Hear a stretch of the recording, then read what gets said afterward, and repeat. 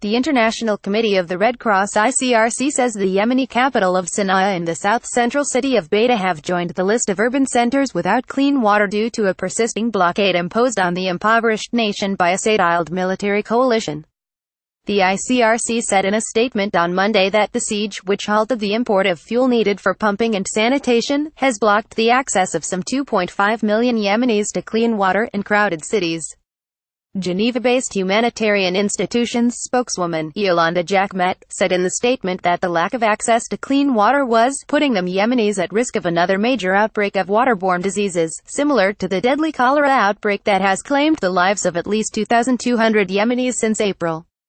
She added that some 940,768 Yemeni people had been infected with the waterborne diseases in the world's worst epidemic in a single year.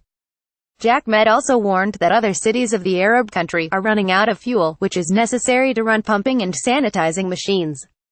The water and sewage systems in Damar and Emran are now providing only half the normal coverage, Jacquemet further said. Back on Friday, the ICRC said in a similar statement that the Yemeni cities of Taiz, Saada and Hodeidah were deprived of clean water and sanitation, warning of a renewed cholera outbreak.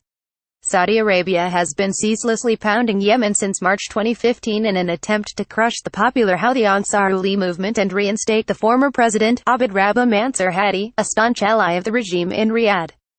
Latest figures show that the war has so far killed over 12,000 Yemenis and wounded thousands more.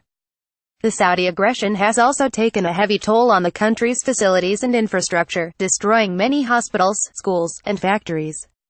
To further coerce Yemenis, Riyadh imposed a tight blockade on nearly all Yemeni air, land and seaports on November 6, prompting human rights and charity groups to raise the alarm over deteriorating situation in the country as people, particularly children, are increasingly suffering from the lack of food and medical supplies.